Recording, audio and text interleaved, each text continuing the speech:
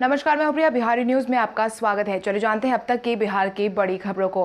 विधानसभा का मानसून सत्र 4 दिन के बजाय करवाया जाएगा एक ही दिन में। विधानसभा का 4 दिवसीय मानसून सत्र की अवधि को घटा दिया गया है। मिली जानकारी के अनुसार 3 से 6 अगस्त तक प्रस्तावित होने वाले विधानसभा सत्र को घटाकर एक दिन के लिए कर दिया गया है। बीते दिन हुई सर्वदलीय बैठक में कोविड-19 को देखते हुए इसे एक दिन का ही करने पर सहमति जताई गई है। बिहार विधानसभा अध्यक्ष विजय कुमार चौधरी की अध्यक्षता में हुई इस बैठक में यह निर्णय लिया गया है कि अब केवल 3 अगस्त को विधानसभा की बैठक होगी। एक ही दिन में सभी जरूरी काम को निपटा लिए जाएंगे। पहले सत्र में राज्य की एक विधेयक पास किया जाएगा, साथ ही राजकीय कार्य निपटाया जाएगा, जिसमें प्रथम अनुपूरक व्यय विवरणी भी शामिल है। जबकि विपक्ष की मांग को और दूसरे सत्र में राज्य में कोविड-19 और बाढ़ की समस्या पर विशेष विचार विमर्श आयोजित करने पर सहमति बनाई गई है। बीते 24 घंटे में भारत में एक बार फिर दर्ज किए गए रिकॉर्ड तोड़ मामले। बीते 24 घंटे में एक बार फिर से रिकॉर्ड तोड़ मामले दर्ज किए गए हैं। स्वास्थ्य विभाग की तरफ से मिली जानकारी के अनुसार 24 घंटे में कोविड-19 से अब तक सबसे ज्यादा 57,117 मामलों की पुष्टि की गई है, जिसके बाद प्रभावितों की कुल संख्या बढ़कर 17 लाख के करीब पहुंच गई है। साथ ही बीते 24 घंटे में कोविड-19 से जान गंवाने वालों की संख्या 36,000 के पार पहुंच गई है। वहीं दूसरी तरफ देश में सबसे ज्यादा प्रभावित राज्यों की बात की जाए तो महाराष्ट्र में हालत बहुत ज्यादा खराब है। प्रभावितों की संख्या महाराष्ट्र में अब 4,22,000 के पार हो गई है। वहीं दूसरा सबसे प्रभावित राज्य तमिलनाडु है, जहां पर 24 घंटे में 5,881 नए मामलों की पुष्टि की गई है। इसके साथ ही राज्य में प्रभावितों की संख्या 2,45,114 पर पहुंच गई है।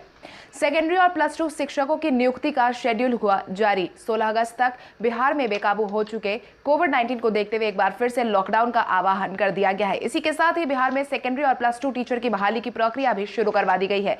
शिक्षा विभाग ने इसको ध्यान में रखते हुए शिक्षकों की नियुक्ति और उनको नियुक्ति पत्र देने का शेड्यूल जारी कर दिया है। शिक्षा विभाग की तरफ से जारी किए गए शेड्यूल के अनुसार लगभग 30,000 सेकेंडरी और प्लस 2 टीचर्स की नियुक्ति का शेड्यूल जारी हो चुका है। 25 और 26 अगस्त को नगर नियोजन इकाई के माध्यमिक और उच्च माध्यमिक शिक्षा के पदों के चयनित अभ्यर्थियों को नियुक्ति पत्र दिए जाएंगे। शिक्षा विभाग की माने तो जिला परिषद नियोजन इकाई के माध्यमिक और उच्च माध्यमिक शिक्षक पदों के लिए चयनित अभ्यर्थियों को 27 और 28 अगस्त को नियुक्ति पत्र दिया जाएगा। इस संबंध में शिक्षा विभाग की तरफ से शेड्यूल जारी कर दिया गया है। राज्य भवन की आधा दर्जन स्टाफ आए कोविड-19 की चपेट में। राजधानी पटना में लगातार कोविड-19 के मामलों में बढ़ोतरी देखी जा रही है। बीते दिन पटना में कुल मिलाकर 532 नए मरीजों की पुष्टि की गई है, जिसमें से कई हाई प्रोफाइल जोन के संक्रमित का आकलन किया गया था। राजभवन के भी स्टाफ कोविड-19 संक्रमित पाए गए हैं, जबकि हाईकोर्ट परिसर में 2 जगह पर कराए गए कोविड-19 जांच में 18 मरीजों की पुष्टि की गई है, जिसके बाद लगातार संक्रमितों की संख्या बढ़ती जा रही है। राजभवन के आधा दर्जन स्टाफ संक्रमित पाए गए हैं। सिर्फ राजभवन ही नहीं बल्कि पटना के कई इलाकों में कोविड-19 बड़ी तेजी से अपने पैर पसार रहा है। मौसम विभाग राजधानी पटना समेत कई जिलों में भारी बारिश की जताई संभावना। बिहार के उत्तर पश्चिमी इलाके में भारी बारिश की संभावना जताई गई है। मौसम विभाग की तरफ से जारी किए गए पूर्वानुमान के अनुसार मानसून की अक्षीय रेखा गया से होकर गुजर रही है, जिसकी वजह से सामान्य तौर पर समूचे बिहार में सामान्य से मध्यम बारिश होने के आसार बनते देखे जा रहे हैं। प्रदेश के कई हिस्सों में आकाशीय बिजली गिरने की संभावना भी जताई गई है। वहीं मौसम विभाग ने पहले के आंकड़ों को जारी करते हुए बताया है कि जुलाई तक सामान्य से 45% अधिक बारिश हुई है। वहीं अभी तक 749 मिलीलीटर से ज्यादा बारिश दर्ज की गई है। यह सामान्य बारिश से 517 से 42% भी ज्यादा है।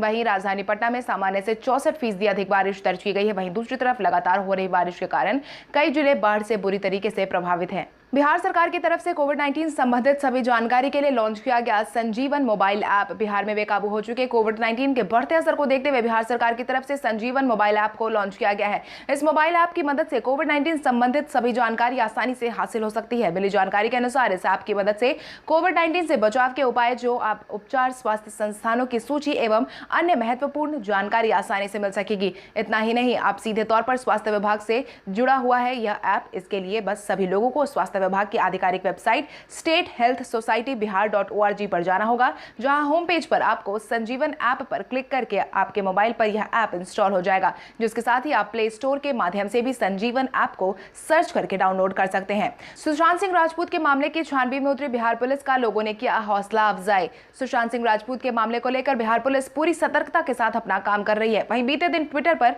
बिहार पुलिस को लेकर ट्रेंड करती रही। मिली जानकारी के अनुसार ट्विटर पर टॉप ट्रेंड में थैंक यू बिहार पुलिस देखने देखने को मिल रहा था, क्योंकि बिहार पुलिस लगातार सुशांत सिंह राजपूत के मामले की छानबीन कर रही है, जिसके बाद कई पहलू भी खुलकर सामने आए हैं। बैंक अकाउंट से लेकर मोबाइल नंबर की जांच लगातार बिहार पुलिस कर रही है। वहीं बिहार पुलिस मुंबई पुलिस की सहायता के बिना ही कर रही है, क्योंकि मुंबई पुलिस बिहार पुलिस की किसी भी तरह की सहायता मुहैया नहीं करवा रही है, जिसको देख करके हर एक बिहारी बिहार पुलिस पर फिलहाल गर्व महसूस कर रहा है।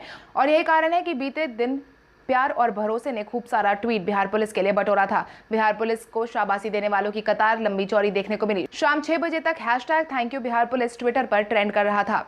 बिहार में मास्क नहीं पहनने वालों से अब तक वसूले गए 28 लाख रुपए। बिहार में कोविड-19 का मामला बेकाबू हो चुका है, वहीं फिर भी लोग सुधरने का नाम नहीं ले रहे हैं। सरकार की तरफ से बार बार मास्क लगाने की नसीहत देने के बावजूद कई लोग ऐसे हैं जो सरकार की बातों का पालन करना जरूरी नहीं समझ रहे। पिछले 15 दिनों में लगभग 17,000 ऐसे लोगों को पकड़ा गया है जो बगैर मास्क के ही घूम रहे थे। ऐसे लोगों पर अधिकारियों की टीम ने 28,36,000 का जुर्माना भी लगाया है। मिली जानकारी के अनुसार 15 दिनों से राज्य में लॉकडाउन के दौरान जिला प्रशासन ने लोगों की आने जाने की छूट दे रखी थी, लेकिन लोगों की लापरवाही फिर भी देखी जा रही थी। जिलाधिकारी कुमार रवि ने 8 ऐसी टीम गठित की है जो सड़क पर चलने वाले लोगों से मास्क की चेकिंग कर रही है। चिराग पासवान ने एनडीए की एकजुटता की खोली पोल। चिराग पासवान का बगावती रवैया साफ साफ देखने को मिल रहा था। आए दिन चिराग पासवान मुख्यमंत्री नीतीश कुमार की नीतियों पर सवाल उठाते नजर आते हैं। विधानसभा चुनाव की तैयारियों के बीच लोजपा प्रमुख चिराग पासवान और मुख्यमंत्री नीतीश कुमार के बीच चल रही खटास अब खुलकर सामने आने लगी है। चिराग पासवान ने एक मीडिया हाउस से बातचीत के दौरान मुख्यमंत्री नीतीश कुमार को लेकर बहुत सारे खुलासे किए हैं और यह साफ कह दिया है कि एनडीए में सब कुछ ठीक नहीं है।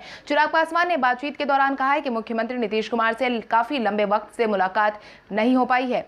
चिराग ने बेबाक तरीके से कहा है कि मैंने कई दफा बात करने की कोशिश की, लेकिन मेरी बात नहीं हुई है। मैं नहीं मानता कि एनडीए में सब कुछ ठीक चल रहा है। गठबंधन में हर दल का अपना महत्व है। नमक के बिना दाल बेकार हो जाती है, इसलिए गठबंधन में तो सबकी अपनी अहमियत होती है।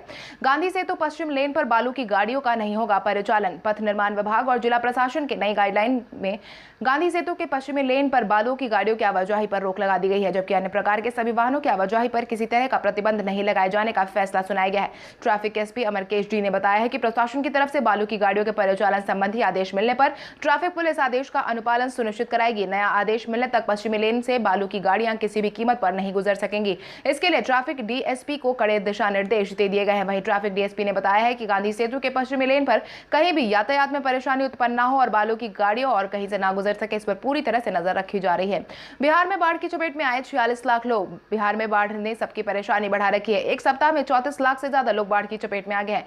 14 जिलों के एक सदस्य प्रखंड की 1012 पंचायतों में बाढ़ ने अपने पैर पसार लिए हैं। एक सप्ताह पहले 12 लाख लोग बाढ़ की चपेट में थे, वहीं अब 46 लाख लोग बाढ़ की चपेट में आ चुके हैं। वहीं नेपाल में कई नदियों के जलग्रहण क्षेत्रों में लगातार हो रही बारिश ने उनके जल स्तर में अगले 72 घंटों में वृद्धि होने की संभावना जताई गई है, जिसकी वजह से एक बार फिर से आसपास के इलाकों में बाढ़ की परेशानी और ज्यादा उत्पन्न होने की संभावना जताई जा रही है। वहीं बाढ़ की वजह से कई लोगों की जान भी जा चुकी है। गोपालगंज जिले में 12 घंटे के अंदर 8 लोगों की जान जा चुकी है। हालांकि सरकार अपनी तरफ से बाढ़ प्रभावितों को राहत देने की कोशिश कर रही है।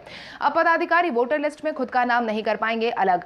इस साल बिहार में विधानसभा चुनाव होने हैं, वहीं चुनाव आयोग ने तैयारियां शुरू करवा दी हैं। चुनाव आयोग ने साफ तौर पर कहा है कि चुनावी वर्ष में कोई भी निर्वाचन निबंधन पदाधिकारी सुओ मोटो वोटर लिस्ट में किसी वोटर का नाम नहीं हटा सकेगा। नाम हटाने का काम तभी करवाया जाएगा जब कोई आवेदन फॉर्म 6 या 4 से निवेदन करता हो। चुनाव आयोग ने बीते दिन वोटर लिस्ट के मुद्दे पर मुख्य निर्वाचन पदाधिकारी श्रीनिवास, सभी जिला निर्वाचन पदाधिकारी, रिटर्निंग ऑफिसर पदाधिकारियों के साथ वीडियो कॉन्फ्रेंसिंग के दौरान अधिकारियों को वोट से संबंधित प्रशिक्षण भी दिया गया है। अधिकारियों को यह बताया गया है कि वोटर लिस्ट की छपाई कैसे होगी, उसे चुनाव में उतरने वाले अभ्यर्थियों को कैसे दिया जाएगा।